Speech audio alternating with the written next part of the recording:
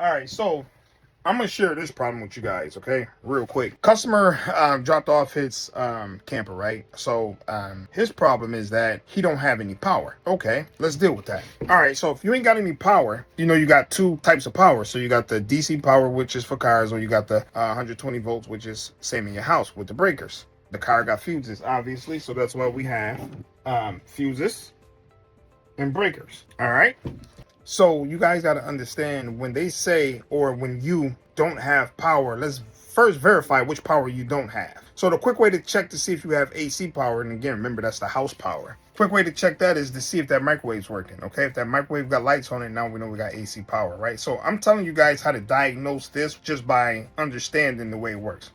All right, so now we know we got AC power, but then we go turn on the lights. We don't have any lights in the coach. So now that tells us we don't have DC power, or vice versa. You may have DC power, but then you don't have any AC power. The light's not on. But let's just deal with his scenario. His scenario is he don't have any DC power. So the microwave's on, but then there's no more power throughout the coach. All right, so now we know that it's DC power that we got to deal with. Where DC power come from? All right, so we got to understand that DC power comes from two sources usually, which is the 12 volts.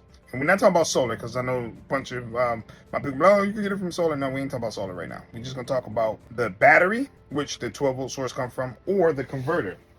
So you don't even need a battery if you got that converter, because that converter job is to produce that 12 volts. I know we got two options of problems. All right. So first thing I did was check to see is the battery working. But let's just say you don't got any tools. All right. So first thing we're going to do is locate that converter. The converter is usually by that breaker box. Okay. So if you find your breaker box, then you know you can find your converter. First thing you want to do is when you find that converter, check those fuses. So in your converter, you have two 30 amp fuses, or some of them have 40 amps. And guess what? For experienced tech, we already know to check those fuses. And I don't know if you guys can see that. Look at that fuse. Busted. So he has two of them. Both are busted. Change that fuse. Uh-oh, look, y'all. Now we lit up like Christmas.